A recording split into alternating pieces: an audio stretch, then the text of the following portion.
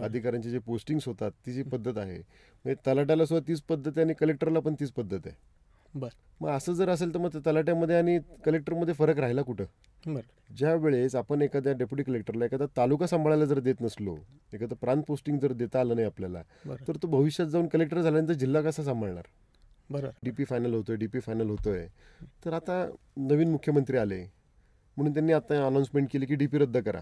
पण म्हणजे असं झालं तर प्रत्येक वेळेस फायनल होत 6 महिन्यांनी साहेब कदाचित नवीन सरकार येईल, 6 महिने नवीन मुख्यमंत्री येतील, मग त्यांनी काय करायचं? परत नवीन डीपी करायचं. बऱ्याचदा केसेसमध्ये महानगरपालिकेत किंवा अशा मोठमोठ्या संस्थेमध्ये हे जे अधिकारी येतात हे एक तर सिनियर असतात, हे फार अगदी रिटायरमेंटसाठी असतात. त्याच्यामुळं बरेचसे त्यातले 80% अधिकारी हे सगळे लोक म्हणजे स्वतःच्या सर्व्हिसला घाबरतात का माहीत नाही, पण पॉलिसी मेकिंग किंवा नवीन एखादं डिसिजन घ्यायला घाबरतात.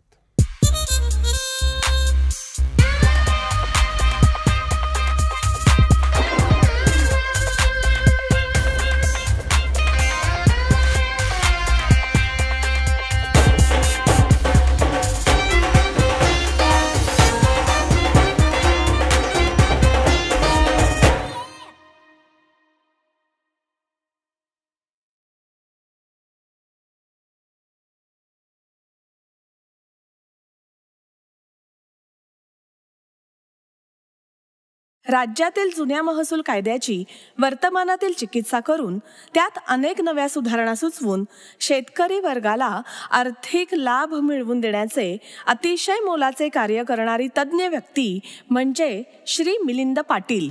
आता या क्रांतिकारी बदलामुळे राज्याचे महसूल मंत्री श्री चंद्रशेखर बावनकुळे यांनी सुद्धा श्री मिलिंद पाटील यांचा हा विषय समजून घेत त्यांच्या विचारांना चालना दिली आहे. श्री मिलिंद पाटील हे मीडियम स्किल डेव्हलपमेंट असोसिएशन या संस्थेचे संस्थापक व अध्यक्ष असून त्यांच्या मार्गदर्शनामुळे अनेक क्रांतिकारी बदल महसूल कायद्यात घडणार आहेत. त्यांच्या मार्गदर्शनामुळे महाराष्ट्रातील शेतकरी वर्गाला व शासनाला कशी नवी दिशा मिळतीये हे त्यांच्याशी नियोजित थेट भेटमध्ये आपण जाणून घेऊया. नमस्कार, मिलिंद पाटील सर. MSDA अशी एक संस्था तुम्ही सुरू केली आणि त्या संदर्भात तर हे करण्यामागचा विचार किंवा त्याच्यामागची थॉट प्रोसेस आणि बाहेर राहून हे करण्याचं किंवा संस्थेच्या किंवा ज्याला आपण म्हणू सिस्टीमच्या बाहेर राहून करण्याच्या मागची त्याच्यामागची प्रेरणा काय होती तुमची? त्या सगळ्या मुळात काय, माझा कन्स्ट्रक्शनचा मूळचा व्यवसाय होता.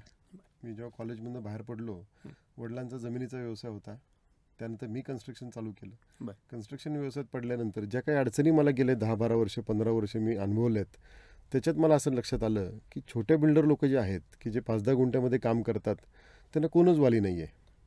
आत्तापर्यंत जेवढे बिल्डर असोसिएशन्स आहेत हे सगळ्या मोठ्या लोकांचेच आहेत. मग छोट्या बिल्डरनी करायचं काय? त्यांनी आपली बाजू मांडायची कोणाकडं?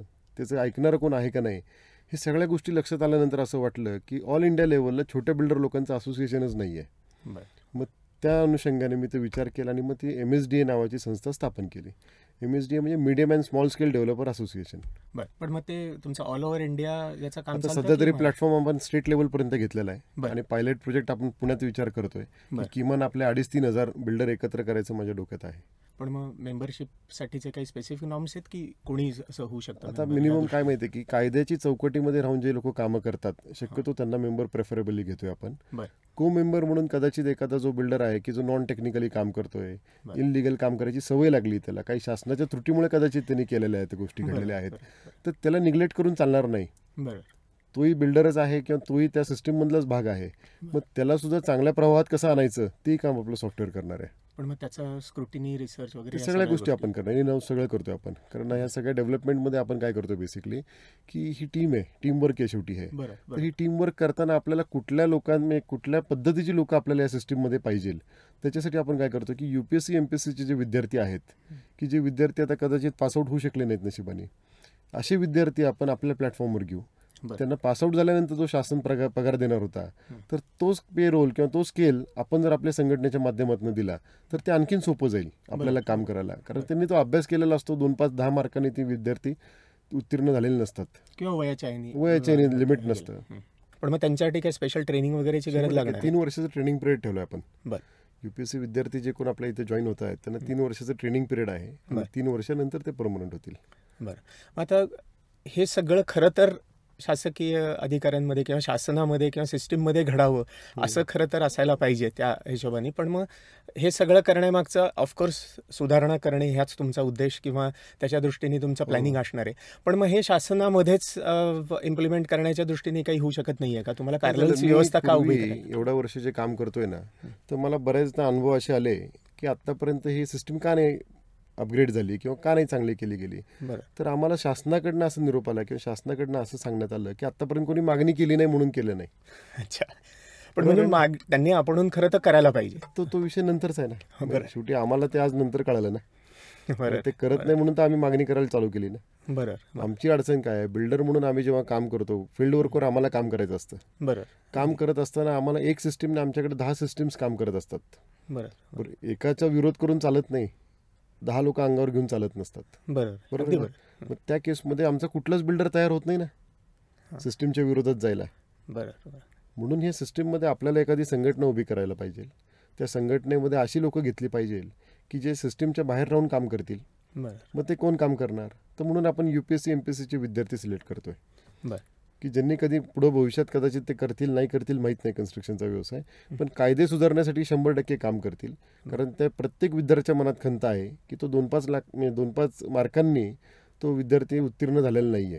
त्याच्यामुळे तो त्या पद्धतीनेच काम करणार पुढे आणि त्या पद्धतीचं काम करण्याची त्याची इच्छा पण आहे. अर्थात तिथे गेला होता. पण मग आपले म्हणजे शासनाच्या याच्यामध्ये जर आपण बघितलं तर त्याचे अधिकारी असतात, त्यांना थोडंसं जर का आपण अकाउंटेबल केलं किंवा त्यांना रिस्पॉन्सिबिलिटी बरोबर अकाउंटेबिलिटी जर का आपण दिली तर त्या अकाउंटेबिलिटीमुळे सुधारणा होऊ शकेल. ह्यासाठी आपल्याला काही करता येणार सर? आता तोच तर मुद्दा विषय आहे त्याच्यातला की अकाउंटेबिलिटी ठेवायची कशी आणि ती ठेवायची कोणी. बरं, सिस्टीमच्या बाहेरच्या माणसाला तो अकाउंटेबिलिटी ठेवायची किती अधिकार? बरं, मग सिस्टीममधल्याच वरिष्ठ अधिकाऱ्यांनी ती ठेवायची का? तर ते तो सुद्धा कुठेतरी अपलोड झालं पाहिजे ना. बरं, की वरिष्ठांनी काय काम करायचं आणि खालच्यांनी काय काम करायचं. ह्याच्यात बायफर्केशनच जर होत नसेल तर मग त्याचा उपयोग नाही ना काय. पण मग ऑलरेडी डिव्हिजन ऑफ लेबर याच्यासारखं केलेलं नाहीये का? म्हणजे कारण काय झालंय, आत्ताची अडचण काय झालंय, आत्ताच्या ह्याच्यात करप्शन, बदल्यांची जी पद्धत आहे, अधिकाऱ्यांची जे पोस्टिंग्स होतात ती जी पद्धत आहे, म्हणजे तलाट्याला सुद्धा तीच पद्धत आहे आणि कलेक्टरला पण तीच पद्धत आहे पोस्टिंगची. मग असं जर असेल तर मग तलाट्यामध्ये आणि कलेक्टरमध्ये फरक राहिला कुठं? बरोबर आहे ना. आणि मग आम्ही सिस्टीममध्ये आम्ही तलाट्याला सांगायचं का कलेक्टरला सांगायचं? आमच्या दृष्टिकोनात नाही ते दोघं एकच झाले. शेवटी त्या प्रोसेसमधनं जे आलेत ती प्रोसेसच दोघांची एक असेल तर आम्हाला न्याय मिळेल असं आम्हाला कधीच वाटणार नाही. हे पोस्टिंग्सचं जे तुम्ही सांगितलं त्याची जी प्रोसेस आहे मग त्याच्या सुधारणा करून आपण त्या दृष्टीने अकाउंटेबल ज्याला आपण क्रिएट करण्याचं. हो, कारण काय होतंय राज्यामध्ये जे काही अधिकारी काम करतात, आता समजा आपण उदाहरण धरलं, समजा डेप्युटी कलेक्टर पोस्टिंग आहे, तर डेप्युटी कलेक्टर राज्यामध्ये समजा 700-800 डेप्युटी कलेक्टर जर काम करत असतील तर त्यातले किती अधिकारी चांगल्या पोस्टिंग क्रीम पोस्टिंगला काम करतात आणि किती अधिकारी साईड पोस्टिंगला काम करतात, हे बायफर्केट झालं पाहिजे. बरोबर ना. हा ट्रॅक रेकॉर्ड असला पाहिजे शासनाकडं. मला कदाचित अजून सुद्धा वाटतं की शासनाकडे तो ट्रॅक रेकॉर्ड नाहीये. की कुठला अधिकारी किती वर्ष कुठं काम केलंय याचं ट्रॅक रेकॉर्ड शासनाकडे जर नसेल तर ते दुर्दैव म्हणायला वेळ आली आपल्याला. सिस्टीम म्हणजे आता खरं तर कॉम्प्युटरी सिस्टीम आहे, खरं तर ठेवायला नाही ना. पण अजून सुद्धा नाही ना. मी मागच्या एक साधारण महिन्यापूर्वी मी शासनाला ती मागणी केली होती की मला निदान माहिती तरी द्या. बरोबर ना. की कुठले डेप्युटी कलेक्टर कुठं किती वर्ष काम करतायत, तर त्याचं ट्रॅक रेकॉर्ड अजून त्यांच्याकडेही नाही स्वतःकडे. मग तशी जर परिस्थिती असेल की करोडो रुपये जर एखाद्या डेप्युटी कलेक्टर जर होत असतील वर्षाला, तर त्यांचा ट्रॅक रेकॉर्ड ठेवायला काय अडचण आहे आपल्याला? म्हणजे जो ऍक्च्युअली लोकांकडनं गोळा केलेला पैसा त्यांच्यावर खर्च होतोय त्याच्यासाठी तुम्ही बेसिक रेकॉर्ड ठेवायला तर खरं तर काहीच हरकत नाही. कसं होतं, मुद्दा त्यात कसा आहे की पोस्टिंग कुठल्या घ्यायच्या आणि कोणी घ्यायच्या, हा जो फॉर्म्युला आहे ना, हा शासनाकडे नाहीये. अच्छा. म्हणजे एखादा डेप्युटी कलेक्टर जर तो MPSC थ्रू पासआउट झाला आणि तो जो रुजू झाला कामामध्ये सिस्टीममध्ये, तर तो कदाचित 20 वर्ष 22 वर्षानंतर तो कलेक्टर म्हणून पोस्टिंग घेणार आहे. बरोबर आहे. ज्या वेळेस आपण एखाद्या डेप्युटी कलेक्टरला एखादा तालुका सांभाळायला जर देत नसलो, एखादं प्रांत पोस्टिंग जर देता आलं नाही आपल्याला, तर तो भविष्यात जाऊन कलेक्टर झाल्यानंतर जिल्हा कसा सांभाळणार? अगदीच बरोबर. डेप्युटी कलेक्टर म्हणून नुसतंच प्रांत पोस्टिंग आहे त्याला असं काही नाहीये ना. त्यांना बाकीचे बरेचसे चार्जेस आहेत ना. बरेचसे बाकीचे ब्रांचेस आहेत ना काम करण्यासारखे. मग त्या केसमध्ये तो UPSC MPSC विद्यार्थी जेव्हा परीक्षा देत होता त्यावेळेस त्याला प्रश्न विचारला गेला होता का की तू भविष्यात क्रीम पोस्टिंग घेणार का साईड पोस्टिंग घेणार? बरोबर आहे ना. आणि मग त्यात असं काय प्रश्न होता का परत की तू क्रीम पोस्टिंग घेणार असेल तर 12 विषयात पास हो आणि साईड पोस्टिंग करणार असेल तर 8 विषयात पास हो, असं काय तिथं फॉर्म्युला आहे का? मग तो जर राज्याला परीक्षा पत्रिकेत जर नसेल तर परीक्षा पत्रिकेत उत्तीर्ण झाल्यानंतर त्या विद्यार्थ्याला तो जेव्हा एखादा डेप्युटी कलेक्टर होतो तर भविष्य काय त्याचं, त्याला सगळ्या पोस्टिंगवर काम करायला मिळणार का नाही मिळणार हे ठरवलंय कुठं, त्याचा फॉर्म्युला कुठे आहे. पण मग त्या दृष्टीने तुमचे काही प्रयत्न किंवा तुम्ही काही आपण त्याच्यामध्ये शासनाला निवेदन 3-4 वेळा दिलेलं आहे, मागच्या सरकारलाही दिलं, या सरकारलाही दिलेलं आहे. कदाचित ह्या सरकारने थोडीशी ग्रॅव्हिटी धरलेली आहे त्याच्यामध्ये आणि आपण त्यांना आराखडा तयार करून दिला होता अ ब क म्हणून असा की 3 डिव्हिजन असावेत प्रत्येक ठिकाणी ABC. अ मध्ये काही क्रीम पोस्टिंग द्या तुम्ही की जे खरंच फील्ड वर्कवर काम करण्यासारखे असतील, तालुका लेवलला काम करण्यासारखे असतील अशा काही पोस्टिंग द्या. ब मध्ये लँड ॲक्विजिशन व इतर टाका. क मध्ये जात पडताळणी व इतर टाका किंवा अजून काही बरेचसे ब्रांचेस आहेत आपल्याकडं काम करण्यासारखे, कुळ शाखा आहेत, बरेचशा आहेत. तर अशा ठिकाणी ह्या 3 विभागण्यामध्ये करा. मग ज्यांनी अ मध्ये काम केले 3 वर्ष त्यांनी कंपल्सरी ब मध्ये 3 वर्ष काम करावं, त्यांनी कंपल्सरी क मध्ये 3 वर्ष काम करावं आणि अ ब क झाल्यानंतर त्याची 9 वर्ष जर एखाद्या डिव्हिजनला सर्व्हिस पूर्ण झाली तर त्यांनी ती डिव्हिजन सोडून जावी. दुसऱ्या डिव्हिजन तर दुसऱ्या डिव्हिजनचा माणूस इथे येऊन काम करेल ना. त्याला हाई एक्सपिरियन्स आणि तो मिळाला, सगळीकडे फायदा होईल त्याला. त्याच्या दृष्टीने ती महत्वाची गोष्ट आहे. अधिकारी आणि ज्या ह्याच्यामध्ये ज्या सिस्टीममध्ये चालू आहे एजंट्स किंवा या सगळ्या गोष्टी, नॉर्मल माणूस तिथे पोहोचणे आणि त्याच्याकडनं त्याचं काम होणे, स्वतः जाऊन होणे किंवा त्याच्यासाठी त्याला अडथळे बरेच निर्माण होतात. सिस्टीम अपग्रेड केल्याशिवाय दुसरा पर्याय नाही साहेब त्याला. पण मग त्या सिस्टीम अपग्रेडेशन साठीचं तुमचं आपण धोरण ठेवलंय ना की सिस्टीम अपग्रेड करणं हेच तर आपलं काम आहे मुळात. म्हणजे नुसतंच अधिकाऱ्यांच्या बदल्या किंवा नुसतंच एखाद्या अधिकाऱ्याला विरोध करणं हे आपलं काम नाहीये. सिस्टीम अपग्रेड करून कशा पद्धतीने सोपी जाईल त्याच्यात जास्त लक्ष घालायचं आपल्याला. त्याचा एक आराखडा तयार केलेला आपण.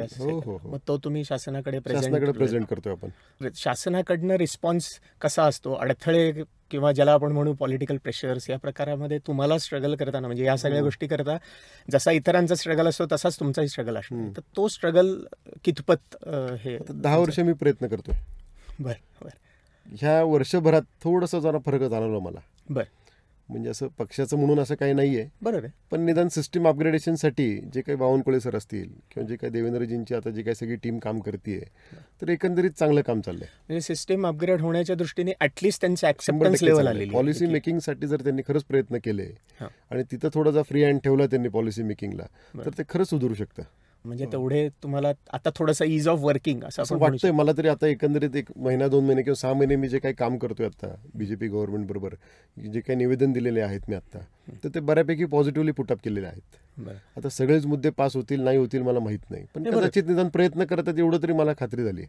त्याच्यामधलं एक मोठं सक्सेस म्हणा किंवा मोठं आता की ओके हे करता आलंय आणि आता याचे प्रोग्रेस झालेली याचे इम्प्लिमेंटेशन लेवलला आहे असं काही रिसेंट इमिजिएट? आता आम्ही PMRD मध्ये योगेश म्हसे सर म्हणून तिथं आता नवीन आलेले आहेत अधिकारी, तर म्हसे सरांना आम्ही काही प्रेझेंटेशन दिलं होतं. ते कशा संदर्भात होतं की शेतकऱ्यांच्या जमिनी आहेत. आता त्यांनी काय केलंय, PMRD स्थापन झाल्यापासून त्यांनी 33 TP स्कीम्स लॉन्च केल्या. बरोबर आहे. त्यापैकी फक्त 1-2 मंजुरीच्या स्टेजला आलेल्या आहेत, बाकीच्या सगळ्या TP स्कीम्स अजून नुसत्या नकाशावर आहेत. बरं, ह्या ज्या TP स्कीम्स आहेत ह्या मुळात टोटल ह्या TP स्कीम 33 मध्ये 27,000 एकर जमीन ही शेतकऱ्याची जाणार आहे या 33 TP स्कीम्स मध्ये. बरं, आता ही TP स्कीम तयार करत असताना ते बार्टर सिस्टीमवर करतायत. ठीक आहे, लँड ॲक्विजिशन ऍक्ट खाली होत नाहीये की आज मी एखादी जमीन माझी दिली आणि मला 4 पट्टीचे 2 पट्टीचे पैसे आले. या सिस्टीम मध्ये होत नाहीये, ही बार्टर सिस्टीम मध्ये होतीये. त्याला टाउनशिप आपण नाव देऊ, म्हणजे टाउनशिप म्हणून त्यांना म्हणतात तसं. मग त्या केसमध्ये काय होतंय की माझी समजा मानमाळुंगे आहे, उदाहरण सांगतो तुम्हाला की मानमाळुंगे टाउनशिप 800 एकराची आहे, तर 800 एकरामध्ये 50% लँड ही शेतकऱ्याला परत देत आहेत. बरोबर आहे. आणि 50% लँड ही गव्हर्नमेंट स्वतःकडे ठेवणार आहे. गव्हर्नमेंट इन सेन्स काय, PMRD ही एक प्रायव्हेट संस्था आहे, शासकीय याच्या खाली चाललेली, पण ती एक संस्था आहे. It is an developing authority आहे. बरोबर आहे. तर PMRD यांनी ज्यावेळेस आमची एखादी शेतकऱ्याची निम्मी जागा घेते आणि त्याच्यात आम्हाला जर कमिटमेंट करत असेल की आम्ही तुम्हाला रस्ता, लाईट, पाणी, तुमच्या प्लॉटचा R zone, green zone, XYZ जे काही झोन्स आहेत ते सगळे रेग्युलराईज करून देऊ आणि तिथं डेव्हलपमेंटसाठी तुम्हाला स्कोप देऊ आपण, पण हे स्कोप मिळणार कधी? टाइम फ्रेम डिफाईन नाही ना. मग आम्ही शासनाला पहिली काय मागणी केली आहे की हे जे टाउनशिप्स आहेत ना या सगळ्या टाउनशिप्सला रेरा कायदा लागू करा. करेक्ट. जेव्हा आमच्यासारखा एखादा डेव्हलपर एखाद्या लँड ओनरची जागा घेतो आणि त्याला कमिटमेंट करतो की आम्ही तुम्हाला रस्ता, लाईट, पाणी, एम्युनिटीज या सगळ्या गोष्टी करून एवढे फ्लॅट्स असतील, कमर्शियल युनिट्स असतील हे सगळं तयार करून देऊ, तर आम्हाला टाइम फ्रेम दिली जाते. आणि आम्हाला कंपल्सरी त्या ॲग्रीमेंटमध्ये टाकावी लागते ती ह्याच्यात टाइम फ्रेममध्ये किती दिवसात आम्ही पूर्ण करून देणार आहे. बरं. सेम केसमध्ये PMRDA ही आता डेव्हलपमेंट ऑथॉरिटी म्हणून काम करते. बरं. बार्टर सिस्टीममध्ये आहे. तुम्ही आमची 10% जमीन मार्केटमध्ये विकणार आहात तर 10% जमिनीमध्ये जे काही उत्पन्न मिळणार आहेत त्याच्या अगेन्स्ट आमचे डेव्हलपमेंट आम्हाला किती वर्षात पूर्ण करणार ह्याची अश्युरिटी नाही ना आम्हाला. त्या दृष्टीने प्लॅनिंग पण करता येत नाही, त्या दिवशीने आपण सांगता येत आर्थिक नियोजनही करता येत काहीच करता येत नाही. आज शेतकऱ्याला टाउनशिप मधला जो प्लॉट आहे तो निम्म्या पैशात विकायला लागतो. का विकायला लागतो तर माझी जमीन एका ठिकाणी आहे आणि PMRDAच्या लेआउटमध्ये मला दुसऱ्या ठिकाणी प्लॉट दाखवलाय. बरं. आज घेणारा कुठलाही डेव्हलपर मला काय प्रश्न विचारतो शेतकरी म्हणून की तुझं प्लॉट दुसरीकडं, तुझं आता एक्झिस्टिंग मिळणारा प्लॉट तो दुसरीकडे आहे, तर आम्ही तुझी जमीन कशी काय घेऊ. बरं. मग त्या केसमध्ये मी फक्त 7-12 विकल्यासारखंच झालंय मला आज. आणि त्याचे रिटर्न्स कधी मिळतील याची गॅरंटीच काही नाही. तो विषय त्यातला. पण PMRDA जेव्हा तुम्ही म्हणता की महारेरा हे कराल तर बाकी सगळ्या गोष्टींबरोबर इन्क्लुडिंग पेमेंटचं वगैरे पण ज्याला आपण म्हणू टाइम फ्रेम फायनान्शियल तयार केलंच पाहिजे ना. बरं. मला जर एखादा TP स्कीम मी जर 800 एकराची टाउनशिप करतोय तर मला त्याला डेव्हलपमेंटला किती पैसे लागतात हा मला पहिल्याच दिवशी कळतो ना. बरोबर ना. मला ती काय परत भविष्यात काय वेगळं होणार याची सांगायची गरज नाही ना. मग हा जर आराखडा माझ्याकडे तयार असेल तर PMRDAने तो आराखड्यासाठी लागणारे जे पैसे आहेत हे कसे उभे करणार हे क्लिअरिफाय केलं पाहिजे ना. बरोबर ना. पण आता त्यांना तसं काहीच बंधन नाही. काहीच नाही ना. बरं, प्रत्येक जण PMRDA मध्ये अधिकारी येतात. मुळात होती अडचण कुठं, बऱ्याचदा केसेसमध्ये महानगरपालिकेत किंवा अशा मोठमोठ्या संस्थेमध्ये हे जे अधिकारी येतात हे एक तर सिनियर असतात. हे फार अगदी रिटायरमेंटसाठी असतात. त्याच्यामुळे बरेचसे त्यातले 80% अधिकारी हे सगळे लोक म्हणजे स्वतःच्या सर्व्हिसला घाबरतात का माहीत नाही, पण पॉलिसी मेकिंग किंवा नवीन एखादं डिसिजन घ्यायला घाबरतात. काय आता थोडीच वर्ष उरलेत जाणार. हे करत असताना एखादा अधिकारी येतो चांगला आणि तो सगळी सिस्टीम सुधारायचा प्रयत्न करतो, पण खालची टीम तिथे 20-20, 30-30 वर्ष जी असते काम करत असते तिथे अधिकाऱ्याला काम करून देत नाही.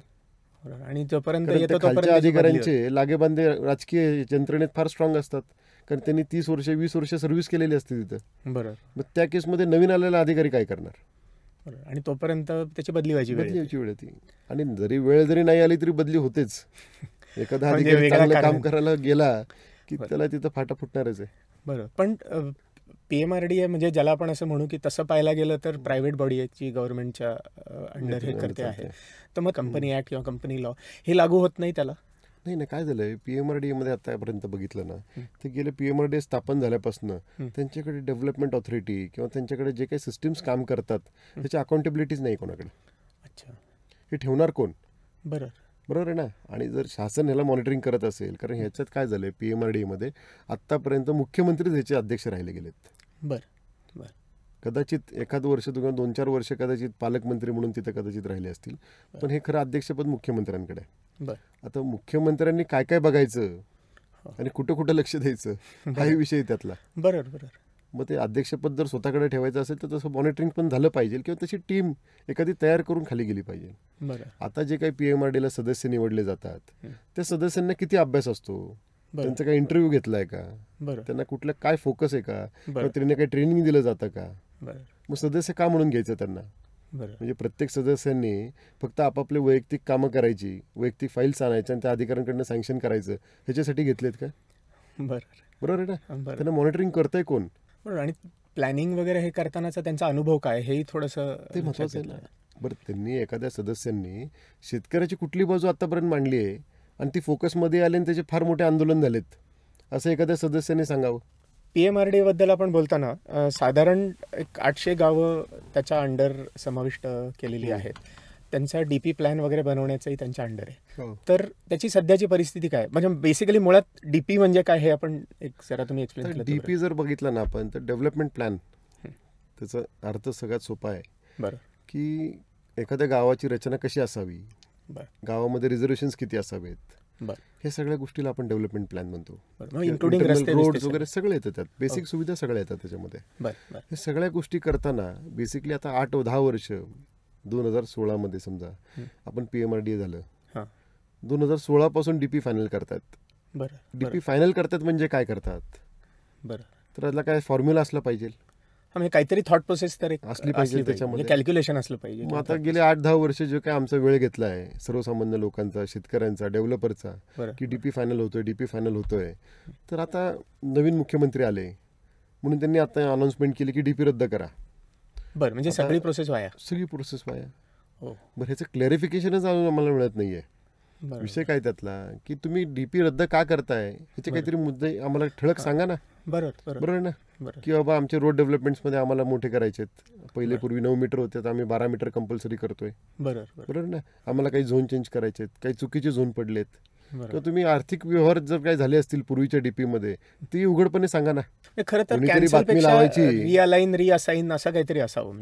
पहिले मुख्यमंत्री होते एकनाथजी शिंदे साहेब होते, तर त्यांनी डीपी मध्ये काहीतरी घोळ केला असेल, त्यांनी काहीतरी चुकीच्या पद्धतीने डीपी फायनल केला असेल, असं उघड सांगा ना. मग काहीतरी कारण पाहिजे बेसिकली. आम्ही का थांबलोय तर डीपी फायनल व्हावं म्हणून. आणि तुम्ही आता जर परत नवीन मुख्यमंत्र्यांनी 0 पासून प्रोसिजर चालू करायची म्हणली तर आमच्या सारख्यांनी करायचं काय.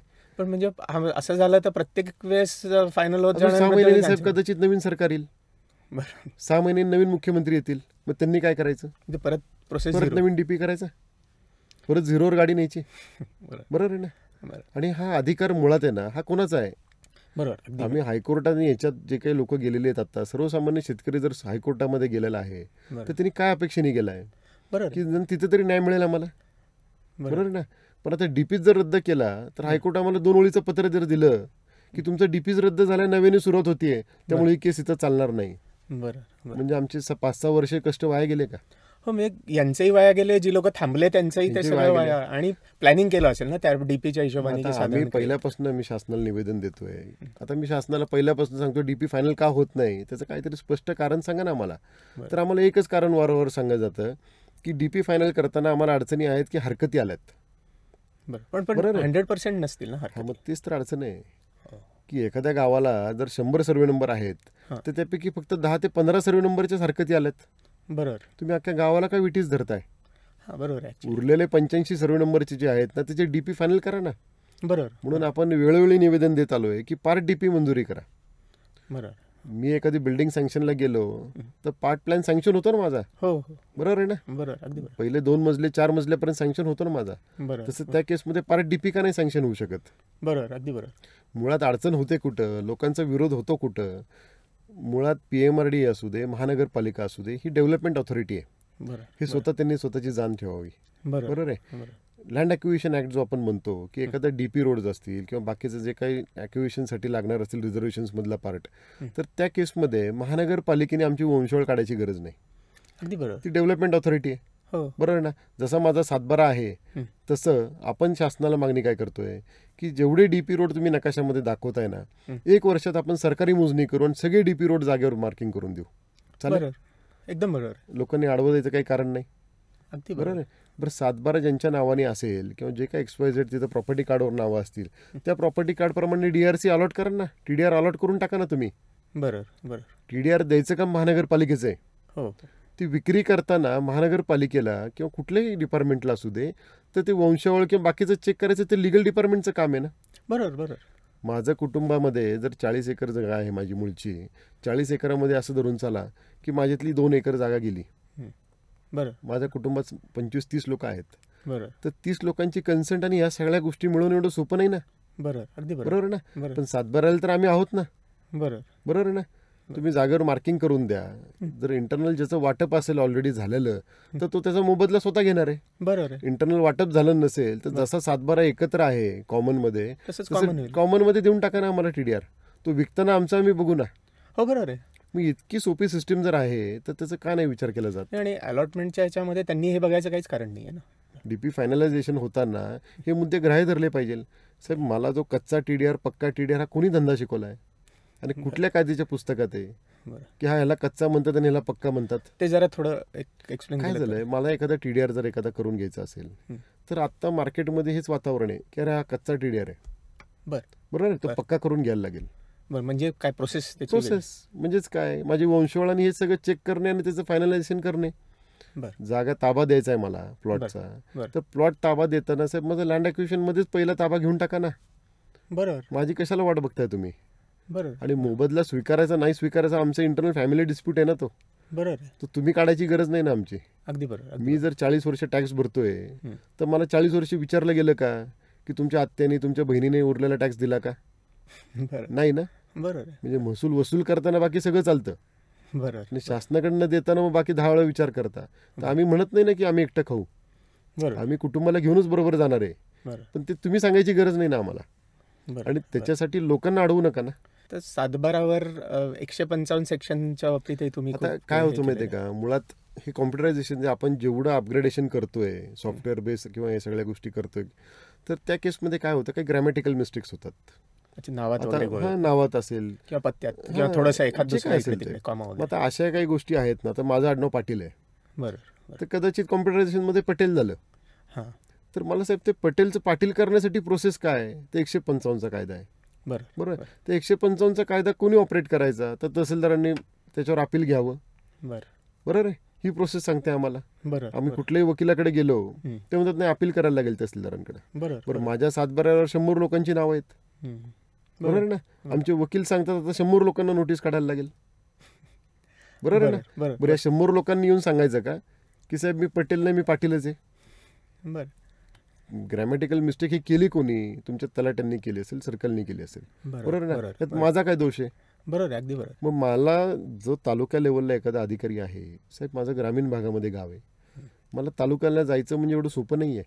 बरोबर, अगदी बरोबर. माझ्या कुटुंबात सुशिक्षित माणूस एखादा असेल तर नशीब, नसेल तर काय, त्यांनी कुठं जायचं.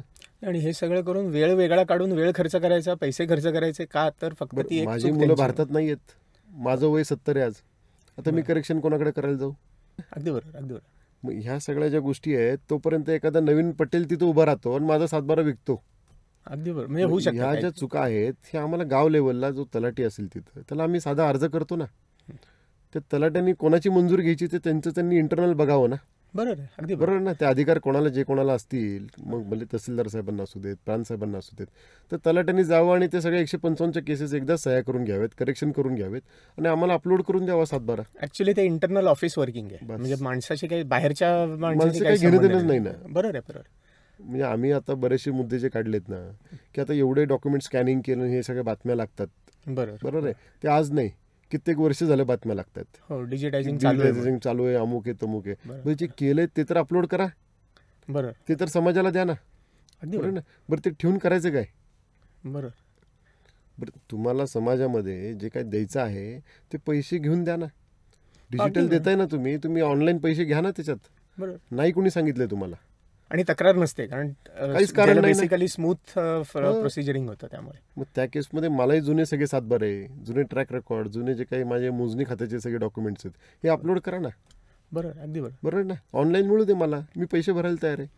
अगदीच. आणि शासनाचा रेव्हेन्यू वाढेल ना त्याच्यात. आणि ऑफिशियली हे Officially करून मला जातील. लागतील तेवढ्या कॉपीज Yes, मी घेऊ yes, शकतो. yes. सो तेही, आणि बेसिकली त्या ह्याच्यामुळे खरं तर डिजिटायझेशन झाल्यानंतर काम कमी करणे याच्यापेक्षा काम त्यांनी अजूनच वाढवून ठेवल्यासारखी प्रोसेस हे आहे. काय झालंय, आत्ताच्या काळामध्ये जे काही अधिकारी जे चांगले राहिलेले आहेत, ते जर चांगले क्रम करत असतील आणि त्याला जर खालच्या क्लेरिकल असेल किंवा बाकीच्या स्टाफचा जर विरोध असेल, तर ह्याचं गांभीर्य राजकारणी लोकांनी घेतलं पाहिजे. बरोबर.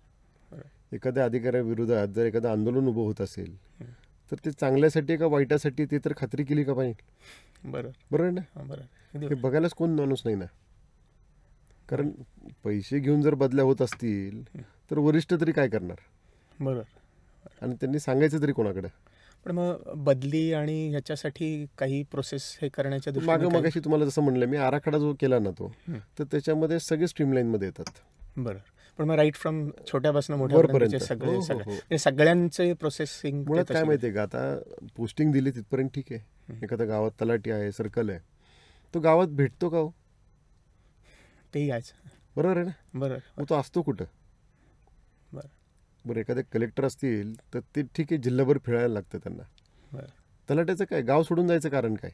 अगदी बरोबर. बरोबर नाही. एखादा तहसीलदारचं काय, तालुका सोडून जायचं काही कारण नाही ना.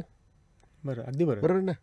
मग बऱ्याचशा ठिकाणी अशा म्हणजे वस्तुस्थिती आहेत की प्रांत असतील, तहसीलदार असतील, हे आपापला तालुका सोडून जी सगळ्यात जवळची मेट्रो सिटी आहे तिथं राहतात. मग तालुक्यातल्या माणसांनी यायचं कधी आणि काम कधी करायची.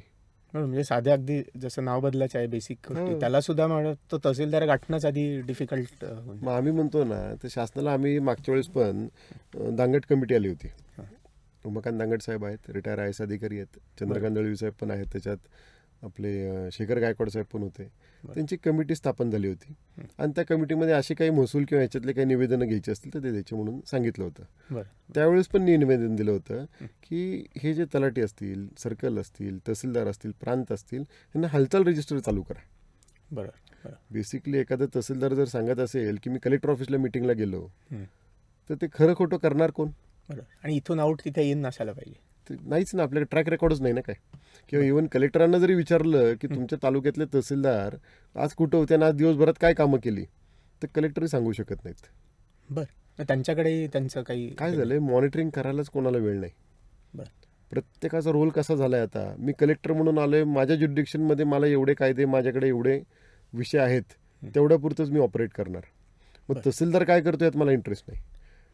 असं जर कलेक्टर साहेबांनी जर त्यात प्ले केला रोल त्यांचा तर ते चुकीचं आहे ना. बाहेरच्या कामाबरोबर ऑफिस ऍडमिनिस्ट्रेशन हा प्रकारही तुम्ही केला आहे ना तेवढा. बरोबर, अगदी. नाहीतर ते चालणार कसे व्यवस्थित सुरळीत चालायचं. एखाद्या तहसीलदारला किंवा एखाद्या प्रांतांना जर कलेक्टर काही बोलले किंवा आदेश दिला आणि 5व्या मिनिटाला जर त्यांना मंत्रालयातनं फोन येत असेल तर ते तरी काय करणार, ते हातबल आहेत. मग हा जो इंटरफिअरन्स वाढलेला आहे ना मंत्रालयातल्या लोकांचा किंवा मंत्रालयातल्या म्हणजे राजकीय लोकांचा, हा कुठेतरी कमी झाला पाहिजे होता. प्रांतांना जसं तलाट्यांच्या आणि सर्कलचे किंवा तलाट्यांचे तरी निदान कमीत कमी बदल्यांचे अधिकार दिले तर ती एक वचक राहायची प्रांतांची तलाट्यावर. आता तलाठी घाबरत नाही ना प्रांतांना. जरा काय झालं तो मंत्र्याकडे जातो, बसतो, तिथं काय असेल त्यांचे सेटलमेंट करतात आणि मग परत प्रांतांना फोन येतो, अरे ते तलाट्याला त्रास देऊ नका. त्याला कोणी चेक करायचं? मग त्याचं मॉनिटरिंग बंद होतं आणि यांची कामही बंद होतं, सगळंच बंद होऊन जातं ना. मुळात अपील जे चालतात, आता हे अपील सर्कलपासून चालू होतात, समजा तहसीलदारांकडे चालतात, प्रांतांकडे चालतात, ॲडिशनल कमिशनरकडे चालतात. मी तर ह्या मताचा आहे ना की महसूल खात्याचंच एकच अपील डिव्हिजन ठेवा. कारण काय होतं, म्हणजे तहसीलदारांचा जो निकाल आहे तो कलेक्टर कायम करेल की नाही सांगता येत नाही. बरोबर ना, तो कदाचित उलटा फिरेल. मग तहसीलदारचं अपील घेतलं कशाला? अगदी बरोबर. सिव्हिल कोर्टात जसं आपण जातो, हायकोर्टमध्ये जातो आणि सुप्रीममध्ये जातो, हायकोर्टचे 5 टेबल आहेत का? 5 वेळा हायकोर्टात अपील करावं लागतं का? नाही, एकाच लेवल वाईज बेसिकली सिंगल असावं. सिंगल जसं आपण म्हणतो ना तसंच महसूल खात्याचं पण एकच अपील असावं. एकदाच महसूल खात्याने डिसिजन द्यावं त्याच्यामध्ये. महसूल खात्याचं डिसिजन संपलं की विषय संपला पाहिजे महसूल खात्याचा. सिव्हिल कोर्टात जावा, सिव्हिल झालं की हायकोर्टात जावा, सुप्रीमला जावा. बरोबर आहे ना. आणि इंटरनल त्यांना जे काय वर खाली करायचं ते त्यांचं घेऊन डिसिजन फायनल द्यावा. अथॉरिटीच्या दृष्टीने एकच मला अपिलिंग असलं की बरं पडेल. असं हे काय झालंय, शेतकऱ्याची नाड कळायला गेली महसूल खात्याला की कोण माणूस किती उंचीचा आहे, कोण किती देऊ शकतं आणि कोण काय करू शकतं. ते एकदा कळालं की यांनी दुकानदारीच चालू करायची की मी असा निकाल करतो तू तसा निकाल कर. मधल्यामध्ये हा भरडला जातो. मग त्या केसमध्ये त्याला कुठंतरी आळा असला पाहिजे. मग एकतर त्याला काय केलं पाहिजे की एखाद्या तहसीलदारांनी समजा 100 निकाल दिले आणि त्याच्यात एक पर्सेंटेज ठरवलं गेलं पाहिजे की त्याच्यातले जर 20%, 30%, 10% निकाल जर रिव्हर्स झाले तर थोडक्यात काय की त्या तहसीलदारची अजून IQ लेवल कमी वाटते, शिक्षण अजून थोडं कमी वाटतं त्यांचं, अभ्यास ट्रेनिंग दिलं गेलं पाहिजे. आणि बेसिकली जोपर्यंत त्यांचं स्ट्राईक रेट पूर्ण होत नाही तोपर्यंत त्यांचं प्रमोशन नाही केलं पाहिजे. अगदी बरोबर. कारण तहसीलदार म्हणून काम करताना तो जर तिथं स्ट्राईक रेट मिळत नसेल त्याला तर तो प्रांत झाल्यावर कसं काम करणार? प्रायव्हेट कंपनीसारखं बेसिकली जर का थोडंसं ज्याला आपण म्हणू कॉर्पोरेटमध्ये जसं चालतं तर त्या सिस्टीममध्ये आपल्याला इथं प्रायव्हेटायझेशन होतंय का? ही सिस्टीम काम करत नाही म्हणून प्रायव्हेटायझेशनकडे जातात. करेक्ट. आणि ते ऍक्च्युली स्मूथ वर्किंगसाठी गरजेचं आहे. बाकी आपण त्याच्यात पडलं नाही तरी जे रेग्युलर कामं व्हायला पाहिजे ती तरी निदान होतील. म्हणजे सगळ्यात मोठं उदाहरण पासपोर्टचं आपण म्हणू शकतो की जे ते प्रायव्हेटायझेशन का झालं, बरोबर, तर अंडर वन रूफ सगळ्या गोष्टी मिळाल्या आणि डिजिटलायझेशन झालं, स्मूथ झालं. बरोबर ना. मग सरकारी यंत्रणा का नाही काम करू शकत? ते खरं तर जास्त करायला पाहिजे, कारण जास्त शिकलेले किंवा जास्त ज्याला आपण असं म्हणू IAS म्हणा किंवा या लेवलची लोक वरनं डिझाईन करणारी 100%. सो त्या पद्धतीने खरं तर स्मूथ फ्लो अजून डिझाईन व्हायला पाहिजे. पण वरपासूनच हा इश्यू आहे, वरनं सॉर्ट झाला पाहिजे असं वाटतं तुम्हाला? 100%. जसं आपण म्हणतो की आता उलट नशिबाने चांगलं आहे, आम्ही म्हणतो की आता सरकार दोन्हीकडे एक आहे. बरोबर. वर आणि खाली दोन्हीकडे एकच सरकार आहे. बरोबर. तर या 5 वर्षात काहीतरी बदल तर घडावा. होपफुली आपण बरोबर आहे ना? म्हणूयात. येस. म्हणून मी स्वतः व्यवसायात म्हणजे माझ्या ज्या व्यवसायात आहेत जेवढे आत्ता चालू आहेत ते सगळ्या व्यवसायातनं मी राजीनामे दिले.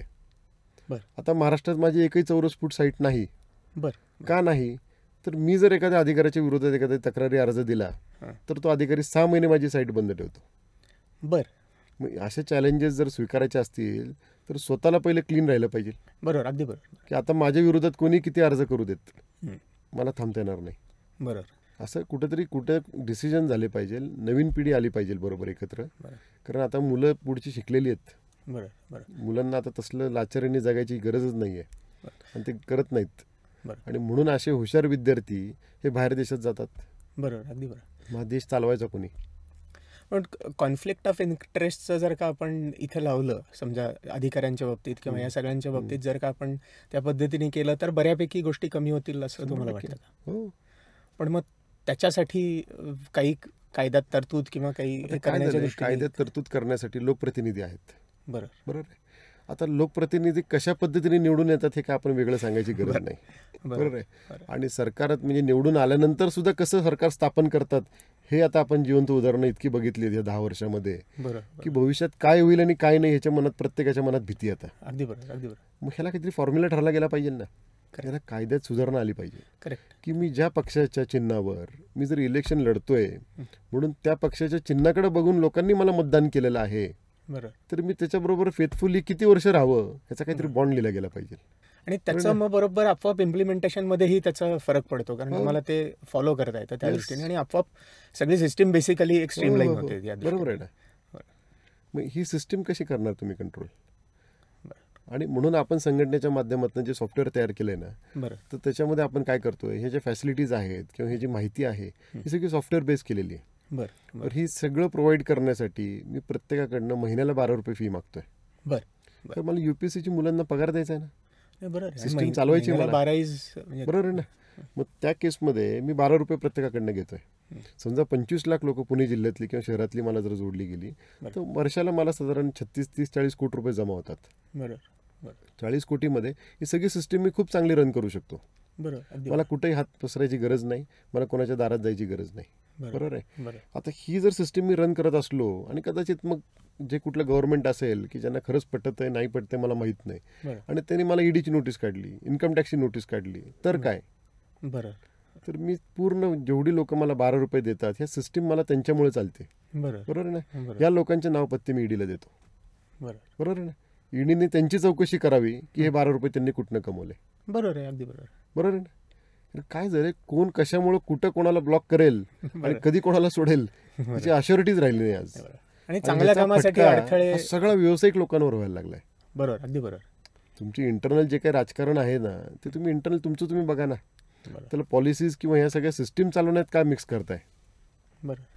आपण शेतकऱ्यांच्या दृष्टीने विचार केला तर तुकडाबंदी कायदा जो आहे त्यांच्या जीवनात खूप ज्याला आपण म्हणू की इम्पॅक्ट फुल आहे. बनवताना जो विचार केला होता कदाचित चांगला विचार बनवताना केला असेल तर त्याचा फायदा होतोय का की तो वेगळ्याच दिशेने कुठेतरी जाऊन फायद्यापेक्षा नुकसानच जास्त होतंय? तुकडाबंदी कायदा हा 1947 साली आला. 47 पासून बरेचसे कायदे त्यात चेंजेस आले. तुकडाबंदीमध्ये सुधारणा करण्यात आल्या. तर ह्या सगळ्या सुधारणा करताना मुळात काय माहिती का तुकडाबंदी कायद्याचा फायदा आणि तोटा हा शेतकऱ्याला किती बसतोय हे बघणं गरजेचं आहे. बरोबर ना. कायदा केला तर खरंच चांगला केलाय. का तर इलिगल जे डेव्हलपमेंट होतीये किंवा जे काही डेव्हलपमेंट्स आता जे घडत आहेत तुकडाबंदी कायद्या नसल्या तर ते प्रचंड चुकीच्या पद्धतीने वाढतील. पण तुकडाबंदीचा फायदा सगळ्यात मोठा आहे. नुकसान उलट त्याचं ते सगळ्यात जास्त शेतकऱ्याला बसते. तुकडाबंदीमध्ये काय होतं समजा माझ्या कुटुंबाची 3 एकर जागा आहे. 3 एकर जागा वडलोबारीचीच जागा आहे माझी. ती आता माझ्या भावंडांमध्ये आणि माझ्या बहिणींमध्ये सगळीमध्ये जर वाटप झालं तर ती माझ्या वाटेला समजा असं धरून चला की 13 गुंठे जागा शिल्लक आली. आता 13 गुंठे जागा जी शिल्लक राहते एकतर मुळात माझा 7/12 लगेच सेपरेट होत नाही. बरोबर आहे ना. त्याला वाटप आणि या सगळ्या गोष्टी झाल्या पाहिजे. आता तो 7/12 मला जर विकायचा झाला मला कुटुंबात गरज आहे माझ्या मुलीचं लग्न असेल मुलाला शिक्षणासाठी पैसे लागत असतील तर मला शासन तुकडाबंदी कायद्यात काय शिकवतो की तुमची जर बागायत जमीन असेल तर 11 गुंठे विका आणि जिरायत असेल तर 20 गुंठे विका. बरोबर आहे. म्हणजे मी जर आज 11 गुंठे विकायला गेलो शासनाने शिकवल्याप्रमाणे तर 11 गुंठे मला विकून देत नाहीत. का तर माझी 13 गुंठेपैकी 2 गुंठे जागा ही परत माझी तुकडाबंदीमध्ये बसते. म्हणजे अच्छा, ते मग ती विकताच येणार नाही. बरोबर आहे. बरं. मग एक तर विकायची असेल तर पूर्ण 13 गुंठे विका. बरं बरोबर आहे. बरं माझ्यासारखा हातबल असलेला शेतकरी, शेवटी त्याला मुलांचं भविष्य आणि या सगळ्या गोष्टी महत्त्वाच्या आहेत. बरं मी पूर्ण 13 गुंठे सातबारा विकतो. बरं असं धरून चला की 13 गुंठे सातबारा विकून 50 लाख रुपये मिळाले. बरं बरं 50 लाखामध्ये माझ्या मुलीचं लग्नाचा खर्च आहे, मुलांच्या शिक्षणाचा खर्च आहे. बरं हे सगळ्या गोष्टी करून मला उरलेले जे पैसे आहेत हं. ते थोडेफार राहून जे काय बँकेत राहतील तेच माझ्या नशिबाने राहिले म्हणायचे. बरं बरोबर बरं आहे. बरं पण त्या पैशाची मला आज गरज नव्हती. बरोबर आहे. अगदी बरोबर. जेवढी होती तेवढीच मी खरं तर करता आलं पाहिजे. मला Yes. फ्रीडम पाहिजे बेसिकली. हा सगळ्यात महत्त्वाचा मुद्दा आहे त्याच्यातला, बरं की आपण तुकडाबंदीमध्ये काय मागणी करतोय, की मूळ शेतकरी जर तो असेल हं. आणि त्या शेतकऱ्याला खरंच एक 2-5 लाखाची गरज असेल, 10 लाखाची गरज असेल, बरं तर 13 गुंठ्यापैकी त्याला जेवढा मोबदला पाहिजे हं. तेवढ्याच मोबदल्याची जमीन त्याला विकायला पहिलं प्राधान्य द्या. बरोबर बरोबर आहे ना. बरं त्याचं पहिलं खरेदीगत जे त्याला करायचं आहे हं. ते तुकडाबंदी कायद्यातनं माफ करा. मग ती बरोबर 2 गुंठे विकू दे, 5 गुंठे विकू दे, काही Correct. विकू दे. करेक्ट. बरोबर आहे ना. आणि मग पुढचं त्याप्रमाणे हे पुढचं कदाचित साहेब त्याला आज जर 2 गुंठे विकली, 5 गुंठे विकली, बरं. मुलं शिक्षणाचा खर्च जर पूर्ण झाला त्याच्यात Correct. आणि मुलं शिकून आली तर बरं. उरलेल्या 10 गुंठ्यात मुलं चांगलं काम करतील ना. करेक्ट. त्यांच्या भविष्यासाठी राहील ना ती. बरोबर आहे. आणि तर- कदाचित तर शेती करून चांगलं त्याचाही पुढचा त्याचं उदरनिर्वाह output चांगलं निघेल. बरोबर आहे. बरोबर तर त्याच्यासाठी ती कायद्यामध्ये तरतूद असणं फार गरजेची आहे बरं शेतकऱ्याच्या दृष्टिकोनातनं. बरं. मग त्याच्यासाठी MSDNनी आता काय झालंय, मुळात तुकडाबंदी कायदा आहे ना तो सिमिलरली ऍक्ट आहे. तर त्याच्यामध्ये बदल जर खरंच करायचा असेल ना हं. तर त्याला तुम्हाला नगर विकासला जोड घ्यावी लागेल. बरं कारण तुकडाबंदी होतो कशामुळं, आता काय झालं, बरेचसे शहरं आता तुकडाबंदी कायदा समजा 47 साली आला किंवा XYZ परत चेंजेस होत गेले त्याच्यामध्ये, बरोबर पण त्या कायद्यामध्ये जे चेंजेस होत गेलेत त्याच्याप्रमाणे शहरं पण वाढत गेलेत. बरोबर अगदी बरोबर ना. बरोबर. आता महानगरपालिकेच्या आजूबाजूला, महानगरपालिकेच्या हद्दीपासून समजा एक 5 किलोमीटर धरा, हं. तर प्रचंड मोठ्या प्रमाणात बांधकामं आणि घरं दिसतात. हो अगदी बरोबर बरोबर ना. बरोबर. पण ती तुकडाबंदी कायद्यातच येत ना. हो बरोबर ना. बरं. आज नगर विकास खात्याने महानगरपालिकेच्या हद्दीपासून 10 किलोमीटर 20 किलोमीटरपर्यंत जे काही 25 एकर झोन चेंजिंगचा क्रायटेरिया ठेवलेला आहे ना, हं. मुळात त्यात लक्ष घालणं गरजेचं आहे. बरोबर बरोबर. पुण्याची लोकसंख्या 80 साली काय होती, पुण्याची लोकसंख्या आज काय आहे, बरोबर ते ग्राह्य धरून आज 25 एकर जागा शेतकऱ्याची आहे का हो? बरोबर अगदी कुठलं कुटुंब मला शेतकऱ्याचं दाखवा की ज्याचे एकत्र कुटुंबामध्ये 25 एकर जागा शिल्लक राहिली बरोबर अगदी नाही बरोबर ना. मग 25 एकर जागा झोन चेंजसाठी आणायची कशी? बरोबर बरोबर आहे. मग बरं. शेतकऱ्याला त्यात जर फायदा हवा असेल आणि झोन चेंज करून जर चांगलं डेव्हलपमेंट करायचं असेल तर त्याला ती जमीन एकतर निम्म्या किमतीत विकायला लागते. बरोबर बरोबर बरोबर आहे. एखादा डेव्हलपर बघायचा बाहेरचा, बरं. त्याला ती निम्म्या किमतीत विकायची बरं. आणि मग डेव्हलपरने त्याचा मोबदला सगळा घ्यायचा आणि फायदा डेव्हलपरने घ्यायचा. बरोबर शेतकऱ्याचं काय? अगदी बरोबर. तो कायदा जर बदलता आला हं. आणि त्या कायद्यामध्ये जर तरतूद करता आली आपल्याला बरं की आता 25 एकरचा जो क्रायटेरिया होता तो आता कमी करून आपण 5 एकरावर आणला तर बरोबर. चालेल ना? हो चालेल. ऍक्च्युली आता म्हणजे तेवढं होल्डिंग कोणाचं फार नाही उरलेलंच राहिलेलं नाही. ना. मग त्या केसमध्ये खरा बेनिफिशरी कोण आहे हे बघितलं गेलं पाहिजे ना. बरोबर. आणि तेवढं होल्डिंग असणाऱ्याला गरजच नसणार आहे बेसिकली. त्या ती अडचण आहे. एवढे पैशाची त्याला किंवा नीड असं हो, असं हो, असू हो. शकणार नाही. बरोबर. दोन वेगवेगळ्या डिपार्टमेंटशी रिलेटेड Related असल्यामुळे ते असल्यामुळं थोडंसं गडबड गडबड आहे. आहे. पण मग ह्याला सिस्टम म्हणजे हे जर का माहिती आहे तर त्या दृष्टीने प्रयत्न सर म्हणजे सिस्टीम मधनही होत नाहीये अशा दृष्टीने. ते तुम्हाला मगाशी जसं म्हणलं, मागितल्याशिवाय काय मिळत नाही. बरोबर कुणीतरी मागितलं पाहिजे तर मिळणार आहे असं बरं. मला वाटतंय. बरोबर बरोबर. पण मग तुमचा पण त्या दृष्टीने आपण तर ऑलरेडी दिलेलं आहे, मागणी ऑलरेडी केलेली आहे आपण त्याच्यामध्ये. बरं. पण त्याच्यावर आता प्रॉबेबली काय होईल सांगता येत नाही. लँड कारण काय माहितीये का, सगळ्यात वाईट आपल्या इथं काय आहे ते श्रेयवाद आहे. हो बरोबर की नगरविकास खाते एकाकडं, मुख्यमंत्री एकीकडं, बरोबर महसूल खाते एकीकडं, बरं. पालकमंत्री तिसऱ्याच पक्षाचा. बरोबर मग त्याचं श्रेय घ्यायचं कोणी? बरोबर आणि ह्या वादामुळे असले मुद्दे अडकतात. बरोबर की मी जर मुख्यमंत्री म्हणून काम करतोय आणि मी जर एखादा कायदा बदलला आणि तो कायदा बदलताना ते खातं जर दुसऱ्या पक्षाकडे असेल हं. तर त्या पक्षाचा फायदा जास्त होईल का माझा फायदा जास्त होईल? बरोबर ह्याचं मॉनिटरिंग करणं किंवा ह्याचं लेवल बघण्यातच त्यांचं 5 वर्ष जातील असं मला वाटतंय. बरोबर. बेसिकली मेन मुद्दा बाजूला राहून नको त्या गोष्टींकडेच लक्ष कॉन्सन्ट्रेशन दिलं दिले जाते. बरं, आपण आता लँड रिलेटेड आहे, तर लँड ॲक्विजिशनच्या बद्दल आपण आत्ता तुम्ही जे म्हटलात त्याच्याच धरून असं मी म्हणतो की लँड ॲक्विजिशन जेव्हा होतं किंवा केलं जातं त्याचा मोबदला दिला जातो वगैरे, पण तो मोबदला ज्या व्यक्तीपर्यंत पोचायला पाहिजे किंवा जिथे आपण एक व्यक्ती असेल, अनेक व्यक्ती असतील, ज्या शेतकऱ्यांकडे असेल किंवा तर तिथपर्यंत पोचतो का, की मधल्यामध्येच काय त्याच्यात ॲडजस्टमेंट होतात? त्याच्यामध्ये कसं आहे माहिती आहे का, मुळात एकतर लँड ॲक्विजिशन कधी होणार हा सगळ्यात मोठा मुद्दा असतो. बरं. शिक्के मारणं सोपं आहे. बरं. सातबाऱ्याला MIDCचा असू दे, लँड ॲक्विजिशनचा असू दे, किंवा अजून दुसऱ्या कुठल्या पुनर्वसनातल्या जमिनी असू देत, ह्याचा शिक्का मारणं फार सोपं आहे शासनाला. बरं. पण त्याचा मोबदला कधी द्यायचा हे गुपित असतं. अच्छा, म्हणजे ह्याला पण टाइम फ्रेम डिफाईन काहीच नाही ना. हो. मग तो मोबदला मिळणार कधी हे कुठल्याच कुटुंबाला स्वप्न पडत नाही. बरं. त्याचं एक उदाहरण सांगतो तुम्हाला, की समजा MIDCचा शिक्का तुमच्या सातबाऱ्याला पडला. बरं. तुमच्या कुटुंबात अशी नीतिमत्ता नाही आहे की जमिनी विकून खायची. बरं. म्हणून कदाचित त्या कुटुंबाने ती जमिनी सांभाळून ठेवल्या का तर भविष्यात मुलांना जाऊन काहीतरी फायदा होईल. बरोबर ना. मग आता त्या केसमध्ये तरुण पिढी जी आहे ह्यांना पैसे फास्ट लागतात. बरोबर. 30 वर्ष जो शिक्का आपलं कुटुंब अंगावर घेऊन वावरतंय, बरोबर ना, जमीन विकता आली नाही, त्यातनं कर्ज घेता आलं नाही जमिनीवर, तिथं भाड्याने देता आली नाही, डेव्हलपमेंट करता आली नाही, नुसती आहे तशी जमीन 30 वर्ष आम्ही फक्त बघत आलोय. हे सगळं त्या एका शिक्क्यामुळे. बरोबर आहे. 30 वर्षानंतर बाहेरचा एखादा माणूस येतो आणि तो आमच्या नवीन तरुण पिढीला फुस लावतो की 30 वर्ष काय केलं तुझ्या आई वडिलांनी, काय जमिनीचा फायदा झाला तुला, त्यापेक्षा 1 रुपयाची जमीन आहे ना तुला आज 8 देतो, डाऊन पेमेंट देतो, पण तू घेऊन टाक. शासनाची धोरणं आहेतच, 4 पटीने मोबदला द्या, 4 पटीने मोबदला द्या, पण तो 4 पटीने शेतकऱ्याला द्यायचा का इन्व्हेस्टरला द्यायचा, ह्याचं धोरण कुठे आहे? बरोबर ना. मग आपणही तो मुद्दा दिला. लँड ॲक्विजिशन मध्ये तरतूद काय असली पाहिजे मुळात, की अशा ज्या शिक्क्याच्या जमिनी आहेत आणि अशा शिक्क्याच्या जमिनी जर एखाद्या शेतकऱ्याने त्याच्या स्वतःच्या कुटुंबाच्या आर्थिक अडचणीसाठी विकायची ठरवली, वेळ आली कदाचित त्याच्यावर, तर अशा जमिनी जर त्यांनी एखाद्या थर्ड पार्टीला विकल्या तर ते विकलेल्या तारखेपासून पुढच्या 5 वर्षापर्यंत जर शासनाकडनं तो 2 पटीने 4 पटीने किती मोबदला येऊ दे, तो जर मोबदला आला ना तर त्यातला निम्मा मोबदला हा मूळ शेतकऱ्याला गेला पाहिजे आणि निम्मा मोबदला इन्व्हेस्टरला मिळाला पाहिजे, असा कायदा असला पाहिजे. बरोबर. प्रॉफिट डिस्ट्रीब्युशन ज्याला आपण किंवा प्रॉफिट शेअरिंग. कारण काय झालं, शासनाची जेव्हा ऐपत नव्हती 30 वर्षापूर्वी, त्यावेळी शासनाने आमच्यावर शिक्का पाडला. बरोबर. अगदी बरोबर. 30 वर्षापूर्वीच पैसे द्यायला पाहिजे होते ना.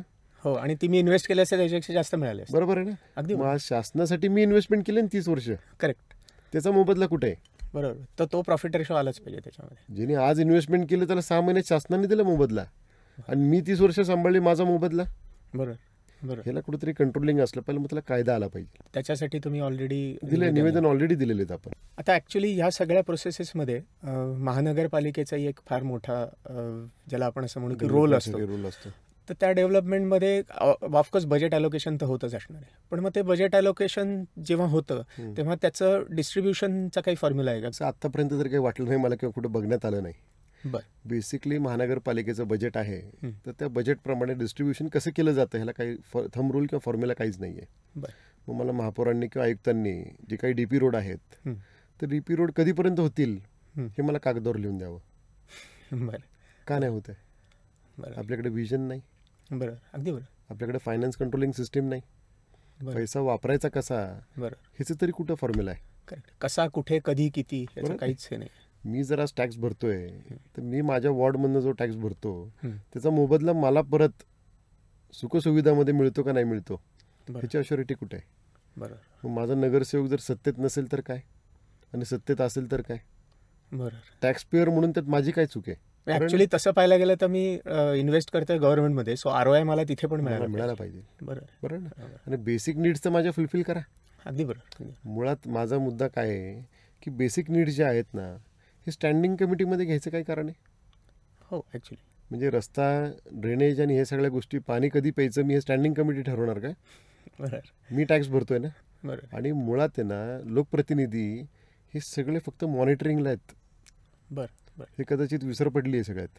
बरोबर. अगदी बरोबर. हे सिस्टीम नीट चालती का नाही हे मॉनिटरिंग करण्यासाठी लोकप्रतिनिधी आहेत. अगदी बरोबर. सिस्टीम ही त्या पद्धतीने गेलीच पाहिजे. पण त्या सिस्टीममध्ये आता काय झालं, प्रत्येक जण आपापला मालक व्हायला लागलाय. माझ्यामुळे तुम्ही पाणी पिताय, माझ्यामुळे ड्रेनेज वापरताय, माझ्यामुळे रस्ता आला, माझ्यामुळे हे झालं, बरोबर माझं गार्डनला नाव दिलं गेलं पाहिजे, बरं. पैसे कोणाचे? हा अगदी बरोबर. मग आम्ही म्हणतो स्टँडिंगमधनं मूलभूत सुविधा सगळ्या काढून टाका ना. सुशोभीकरणाची कामं आहेत ना ती घ्या स्टँडिंगमध्ये. हा बरोबर आहे, अगदी बरोबर आहे. बेसिक नीडचा स्टँडिंगमध्ये यायचा काय संबंध येतो? महापौरांनी आणि आयुक्तांनी फायनान्स कंट्रोलिंग सिस्टीम आणावी, बरं की समजा महानगरपालिकेचं बजेट एक 12,000 कोटीचं आहे, 11,000 कोटीचं आहे, 11,000 कोटी वापरायचे कसे बरोबर ह्याचा फॉर्म्युला आहे का हो कुठं? बरं तुम्ही जर ऑनलाईन जरी आत्ता गेलात आणि जर अहवाल काढलं 24-25चं, त्या अहवालामध्ये सगळा खर्च येतो. पगारासाठी आम्ही 3500 कोटी दिले, लाईट बिल आम्ही 150 कोटी वाटलं, अमुक केलं तमुक केलं. बरं. तर ते खर्च असा आलाय साहेब, कामे नॉन प्लॅन म्हणून. प्लॅन्ड नव्हती अशी कामं असं. तर मग 11,000 कोटीमधले 5,093 कोटी रुपये कामे नॉन प्लॅनच्या पुढे रिलेत. ह्याचा अर्थ आम्ही काय समजायचं सर्वसामान्य नागरिक म्हणून? हो ना, अर्धा 50% अलोकेशन हे अनप्लॅन्डलाच आहे. बरोबर आहे. मग अनप्लॅन्ड म्हणजे काय? बरोबर आहे ना? हो, प्रॉब्लेम आहे ॲक्च्युली. मग हे कोणी काम करायचं? मग कोणाची सत्ता होती? बरं. आणि मग सत्तात असलेला माणूस आणि सत्तेत नसलेला माणूस तो पण हा विषय का नाही काढत? बरं. म्हणजे कुठंतरी पाणी मुरतंय. प्रत्येकाला असं वाटतं की नॉन प्लॅनच असावं. नाही, कदाचित प्लॅनिंगनुसारच ते नॉन प्लॅन्ड असावं. तसंही असेल. बरं. कदाचित ती लेवल त्यांनी गाठली असेल. बरं. सॉफ्टवेअर आहे, हायटेक आहे आता सध्या जमाना. बरं. मग कोण कुठल्या लेवलला जाईल सांगता येत नाही. पण मग अकाउंटेबिलिटी इथेही नाही आहे. 100% नाही आहे. तर ती कुठल्या तरी कंट्रोल कशी पद्धतीने आली करायची? पाहिजे. बरोबर. मग डीपी रोड आहेत, 4 डीपी रोड आहेत, तर बरं. कुठल्या डीपी रोडला फंड्स पहिले द्यायचे? बरं. पहिल्या डीपी रोडवर समजा कदाचित राजकीय लोकांच्या जमिनी आहेत, बरं. दुसऱ्या याच्यावर अधिकाऱ्यांच्या जमिनी आहेत, बरं. तिसऱ्या याच्यावर मोठमोठे फायनान्सर आहेत, आणि चौथ्या याच्यावर सर्वसामान्य लोक आहेत. बरं. 20 कोटी रुपये निधी येतो एवढंच फक्त मला कळतं. बरोबर. तो 20 कोटी निधी जाणार कुठं? अगदी बरोबर. त्याला काय फॉर्म्युला आहे? बरं. मग आपण त्याला फायनान्स कंट्रोलिंग सिस्टीममध्ये काय करतोय की हा जो पैसा आहे तर 4ही डीपी रोडवरती डेव्हलपमेंट चार्जेस स्वरूपात किती पैसे लोकांनी भरलेले आहेत, बरोबर. 4ही डीपी रोडवरती राहणारे लोक टॅक्स किती भरतात, अगदी बरोबर. त्या फिगर्स काढल्या. हो. ते फिगर काढल्यानंतर मग कळालं की पहिल्या रोडवरनं 20 कोटी जमा झालेत, दुसऱ्या रोडवरनं 24 झालेत, तिसऱ्या रोडवरनं 36 झालेत, आणि चौथ्या रोडवरनं 55 कोटी जमा झालेत. बरोबर आहे. आता ज्या लोकांनी सुखसुविधा मिळाव्यात म्हणून पैसे भरलेत 55 कोटी रुपये, बरोबर, आता 20 कोटीचा निधी कुठे गेला पाहिजे? हो, सुरुवात तिथनं झाली पाहिजे. भलेही तुम्ही डिव्हिजन काही करा, पण सुरुवात तिथनं झाली. बरोबर आहे ना? अगदी बरोबर. तो फॉर्म्युला चालेल ना? अगदी अगदी. तो आपल्या सॉफ्टवेअरमध्ये आणि सिस्टीममध्ये घेतला आपण. पण खरं तर हे आधीपासून बेसिक, म्हणजे हे ॲक्च्युली तर बेसिक आहे, तर मग याच्यावर विचार किंवा अंमलबजावणीच्या दृष्टीने काहीच प्रयत्न नाही. ब्रिटिशांनी जो कायदा किंवा ब्रिटिशांनी जी सिस्टीम चालवली आहे ना, ती सिस्टीम फक्त फॉलो करत चाललोय आपण. बरोबर, अगदी. सिस्टीम अपग्रेडेशनचं कामच नाही आपल्याकडे. तेव्हा बरोबर आहे, तेव्हा ड्रेनेज कधी करायचं, रस्ता कधी करायचा आणि वॉटर लाईन्स कधी करायच्या, ह्याला काय थंब रूल किंवा फॉर्म्युला आहे का काय? आज आपण रस्त्याने जाताना बघतो की अरे सिमेंट रोड तर केला होता मागच्या वर्षी, परत खोदलाय. का खोदला? तर ड्रेनेजसाठी खोदलाय. अरे मग मागच्या वर्षी रस्ताच करायची गरज नव्हती ना. बरोबर, पॅचवर्क केलं असतं, चाललं असतं ना, 1 वर्ष काढलं असतं ना लोकांनी. बरोबर ना? किंवा मागच्या वर्षी ते पैसे ड्रेनेजला वापरले गेले असते. अगदी बरोबर. बरोबर. बेसिक नीड्स हे इंटरनल जे यांचं पैशाचं वाटप आहे किंवा ह्यांचं कॉर्डिनेशन जे पाहिजे एकमेकांचं, हे दिसत नाही. आणि बेसिक नीड्सचं प्रायोरिटायझेशन तुम्हाला करायला काहीच हरकत नाही, कारण ड्रेनेज आणि रस्ता मला दोन्ही करायचं आहे. तर त्याची सोय आधी ड्रेनेज केल्यावर रस्ता सोपा होणार असेल तर आधी प्रायोरिटाईज करायला पाहिजे, बेसिक केलं पाहिजे ना. आता रिडेव्हलपमेंटचे विषय आहेत. आता 9 मीटरच्या मुद्द्यावरनं इतकं अडवलं गेलं आमच्या बिल्डर लोकांना की पूर्वी काय झालं, 1980 सालापासून 70 सालापासून 6 मीटरच्या रस्त्यावर सँक्शन करत आलेत. हो, बरोबर आहे. आज एका रात्रीत उठायचं, पालिकेने एक नवीन GR काढायचं आणि त्यात म्हणायचं की जागेवर 9 मीटर पाहिजे. आता जागेवर 9 मीटर कसा असेल? 6 मीटरला जर सँक्शन केलं असेल तर लोकांनी भविष्यातले काय 3 मीटर अगोदरच सोडलेत का? नाही ना. कदाचित अजून 5 वर्षांनी अजून कोणतरी नवीन येईल आणि ते म्हणाले जागेवर 12 मीटर पाहिजे. म्हणजे आज 9 मीटर जे सँक्शन करतात ते वेडे म्हणायचे का? बरोबर आहे ना. जसं 1980 सालापासून एका रात्रीत तर सगळे सँक्शन झाले नाहीत ना प्लॅन. हो, बरोबर, टप्प्याटप्प्यात होत गेलेत ना. तसंच रिडेव्हलपमेंट जशी टप्प्याटप्प्यात होईल तशी लोक 9 मीटर सोडतील ना.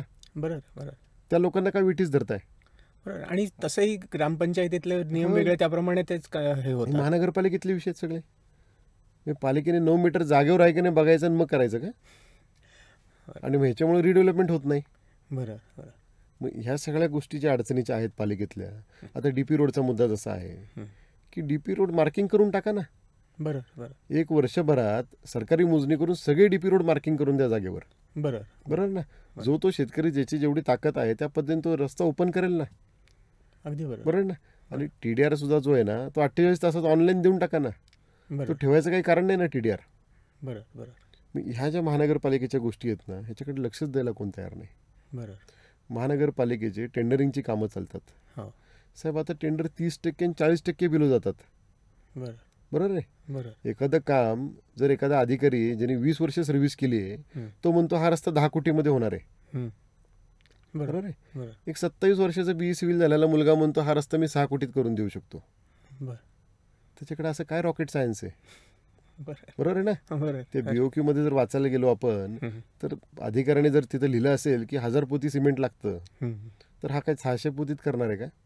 म्हणजे मग ती क्वालिटी पण काय असेल हे लक्षातच येतं ना बेसिक. बरोबर आहे ना. बरं मग एक तर त्या अधिकाऱ्याला काढा बरोबर आहे. किंवा ह्या मुलाला काम करून देऊ नका. बरं काहीतरी एक करा ना. बरं आणि 40% जर बिलो जातंय तर याचा अर्थ काय. बरं. सर्वसामान्य माणसाने काय समजायचं. बरं. आणि कॉन्ट्रॅक्ट च्या बाबतीतही बरेच इशू लूफॉल्स इतके त्याच्यामध्ये. काय झालंय आता ठेकेदार म्हणून मी BE सिव्हिल झालोय.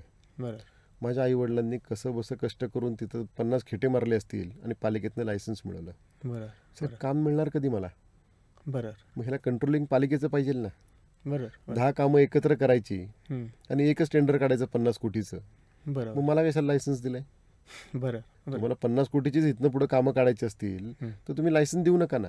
मग दिलंय तर काहीतरी काम तरी द्या. मग काम दिलं पाहिजे ना. बरं बरं लायसन्स देताना दुसरं कामं काढताना परत काय करतात की बाबा 5 कोटीचं काम एखाद्या ठेकेदाराला करायचं आहे. बरं.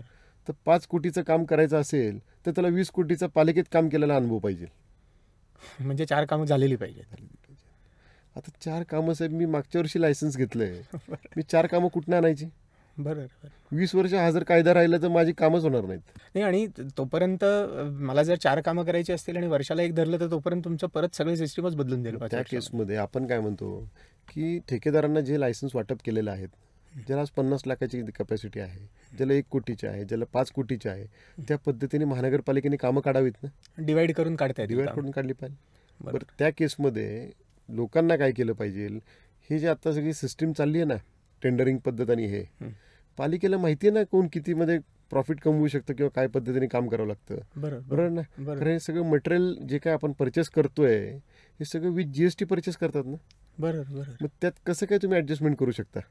बरं. फरक पडेल कुठं. लेबर कॉस्टमध्ये फरक पडेल. बरोबर. त्या पलीकडे फरक कसा पडेल. पण तो लेबर कॉस्टचा फरक 10-15% वर नसावा. मग तोच विषय. मग 40% बिलो जातं कसं.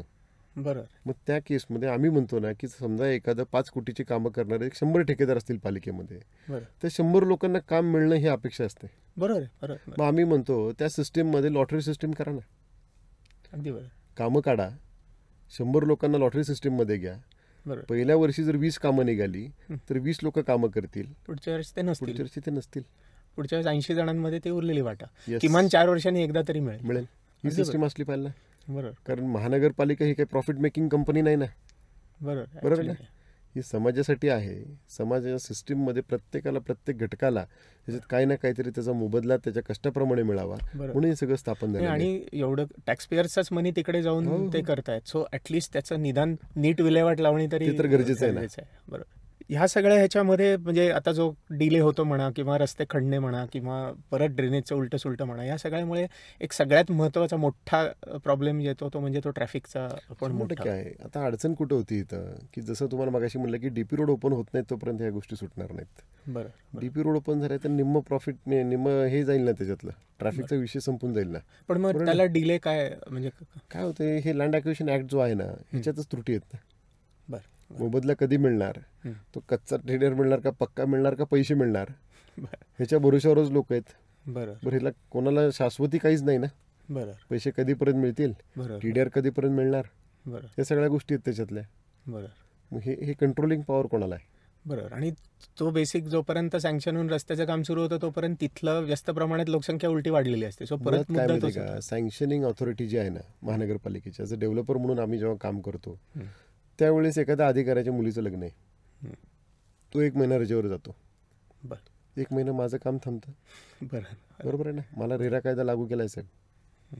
बरोबर, अगदी बरोबर. माझ्या क्लायंटचा दुसऱ्या दिवशी मला फोन येतो किंवा पत्र येतं, साहेब 2 महिने झालं काम बंद आहे तुमचं, 2 आठवडे झालं कामात काहीच प्रगती दिसत नाही. बरोबर, ही चूक कोणाची? अगदी बरोबर. म्हणून आपण त्यात मागणी केली शासनाला की तुम्ही सँक्शनिंग ऑथॉरिटी जी आहे ना, बरोबर, PMRDA असू दे, कुठलीही असू दे प्रायव्हेट संस्थेच्या ह्याच्यातली, तर त्याच्यामध्ये त्या संस्थेला, त्या सँक्शनिंग ऑथॉरिटीला सुद्धा रेरा कायद्यामध्ये घ्या. बरोबर, मी सँक्शनिंगला फाईल टाकली, प्लीन चेकिंगला फाईल टाकली, कम्प्लिशनला टाकली, तर ती जबाबदारी पालिकेची आहे ना. बरोबर, त्यांनी एक ठराविक टाइम फ्रेम मध्ये रिलीज केलं पाहिजे. बरोबर, भले पॉझिटिव्ह निगेटिव्ह वॉट एव्हर जे काय असेल ते पण रिलीज केलं पाहिजे. बरोबर, म्हणून तो रेरा कायदा आला पाहिजे सँक्शनिंग ऑथॉरिटीला सुद्धा. बरोबर. तर ही सगळी स्ट्रीमलाईन व्यवस्थित चालेल. बरोबर, म्हणजे ओव्हरऑल सगळं स्ट्रीमलाईन होण्याच्या दृष्टीने त्याचा फायदा होऊ शकेल. आपण एकूण याच्यावरनं असं सगळं लक्षात येतं की सिस्टीम जर का ऑर्गनाईज झाली किंवा सिस्टीम जर का व्यवस्थित झाली तर बऱ्याच काही सुधारणा होऊ शकतात त्याच्यामध्ये. तुम्ही सिस्टीमच्या बाहेर राहून सिस्टीमच्या सुधारणा करण्यासाठी पॅरलली MSDA तर्फे तुमचे प्रयत्न चालू आहेत. तर त्या प्रयत्नांविषयी थोडंसं सांगा आणि ऑफकोर्स त्यातनं काही तुम्हाला सक्सेस जर मिळालं असेल तर त्या संदर्भातही थोडंसं सांगू तर बेसिकली काय माहिती आहे का, की आपण नुसतं सिस्टीमच्या विरोधात ओरडून चालणार नाही. बरोबर, सिस्टीमच्या विरोधात ओरडण्यापेक्षा पहिलं लोकांना लिटरेट करणं गरजेचं आहे. बरोबर, वस्तुस्थिती जी आहे ती लोकांपर्यंत मांडणं गरजेची आहे. बरोबर, आणि लोकांच्या मनात काय आहे हे तितकंच कळणं पण गरजेचं आहे. बरोबर, की समाजाला काय पाहिजे बरोबर, आणि मग आता सर्व्हिस आपण काय देतोय किंवा सिस्टीम चालली आहे कशी आणि पॉलिटिकल इन्फ्लुएन्स कसा पडतोय त्याच्यामध्ये, हे सगळ्याचं मेळ बसवणं गरजेचं आहे. बरोबर. म्हणून आपण काय करतो, आता MSDAच्या अंडर आपण एक सॉफ्टवेअर तयार केलंय. मग त्या सॉफ्टवेअरमध्ये आपण प्रत्येक व्यावसायिक घटकाला एकत्र करतोय. म्हणजे मी ॲज अ डेव्हलपर म्हणून जेव्हा काम करतो तर मला साहेब कमीत कमी 300-400 लोक कामाला लागतात.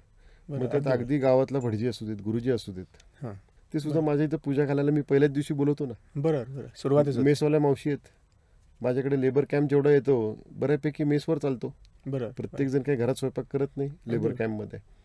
असे प्रत्येक असंख्य लोक जी आपल्याबरोबर काम करतात या सिस्टीममध्ये, प्लंबर आहेत, कार्पेंटर आहेत, JCP आहेत, ह्या प्रत्येकाला आपण तिथं प्लॅटफॉर्म ओपन करून दिला आहे.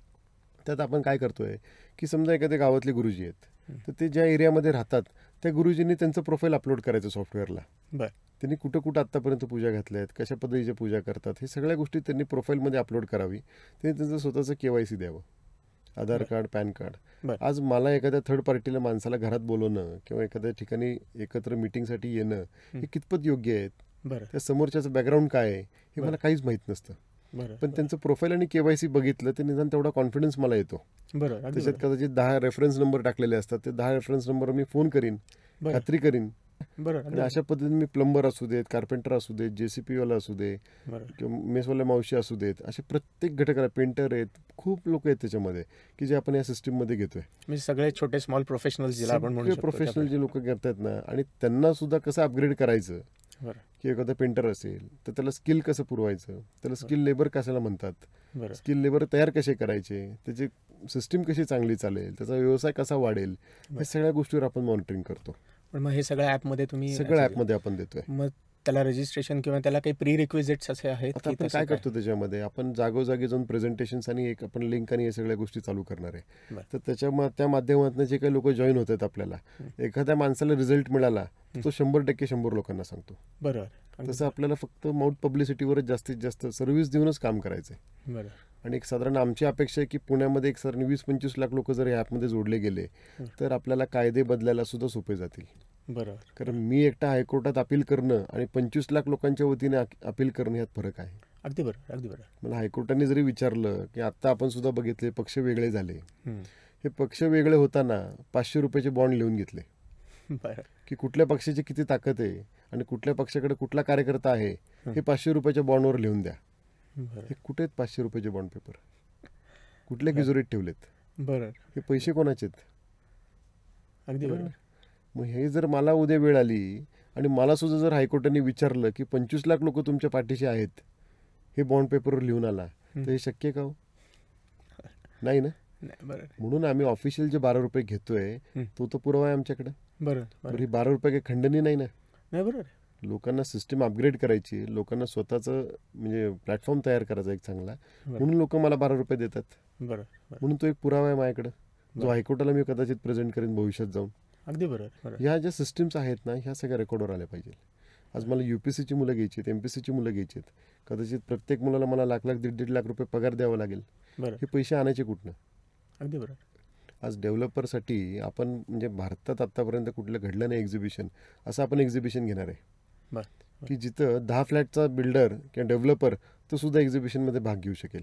छोट्यांना छोटं स्किल मला बरं. शेवटी आज समजा सोलापूर जिल्ह्यातले एक 100 बिल्डर ते जर पुण्यात आले किंवा कुठल्याही मेट्रो सिटीमध्ये गेले आणि तिथे एक्झिबिशन भरवलं तर त्यांना स्कोप आहे ना. आम्ही महानगरपालिकेच्या हद्दीमधल्या जेवढ्या कॉपरेटिव्ह बँका आहेत त्या सगळ्याच्या याद्या काढल्या, पतसंस्था आहेत त्याच्या याद्या काढल्या. मग आम्हाला कळालं की सोलापूर जिल्ह्यातल्या, सातारा जिल्ह्यातल्या 287 बँका पुण्यामध्ये आहेत, पुणे पिंपरी चिंचवडमध्ये. आता वाई अर्बन असेल समजा साताऱ्याची, सातारा अर्बन बँक आहे. अशा ज्या सातारा जिल्ह्यातल्या बँका आहेत, बरोबर आहे, त्या जर इथं पुण्यामध्ये आहेत आणि त्याच्या खातेदारांची जर आम्ही यादी काढली तर मग कळालं आम्हाला की 5.5 लाख खातेदार आहेत त्यांचे. आता वाई अर्बनमध्ये माझ्यासारखा कोल्हापूरचा माणूस नाही काढत, पण वाई आणि सातारा भागातला माणूस नक्कीच तिथं खातं काढतो. त्याच्यावरनं आम्हाला कळालं की पुणे जिल्ह्यामध्ये 5.5 लाख लोक हे सातारा जिल्ह्यातली राहायला आलेत. गेली 20 वर्ष राहत आहेत, 30 वर्ष राहत आहेत. बरोबर आहे ना. मग आम्ही बँकेला रिक्वेस्ट केली की तुम्ही एक काम करा, आता एखादा खातेदार तुमच्याकडे जर 20 वर्ष त्याचं खातं आहे तर त्याचं फायनान्शियली सगळे इनआउट्स तुम्हाला माहिती आहेत.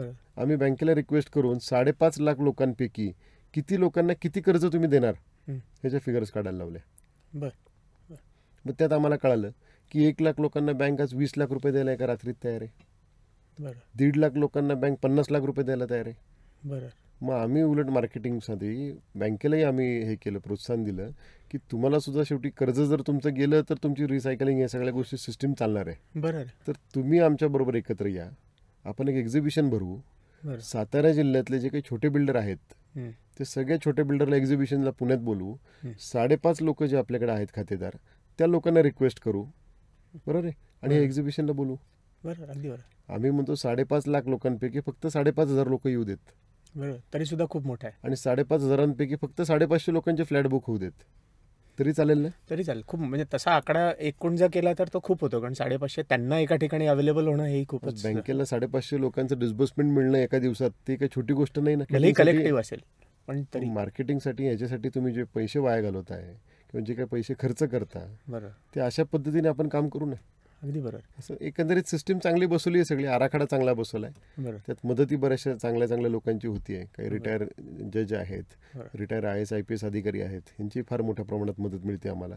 कदाचित काही लोक फ्रंटवर येत नाहीत समोर, का तर नको, आम्ही सिस्टीममधून गेलो आहोत, आम्हाला माहिती आहे काय अडचणी आहेत.